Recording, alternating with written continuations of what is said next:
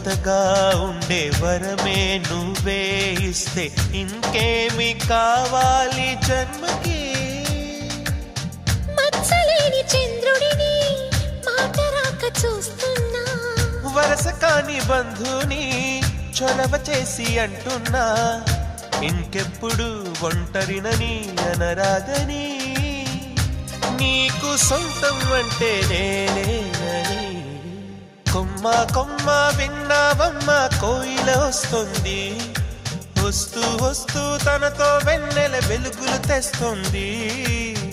ఏవమ్మ మరుమల్లి తోరణాలు కడతావా, చిలకమ్మ ఎదురేగి స్వాగతాలు చెబుతావా, పూల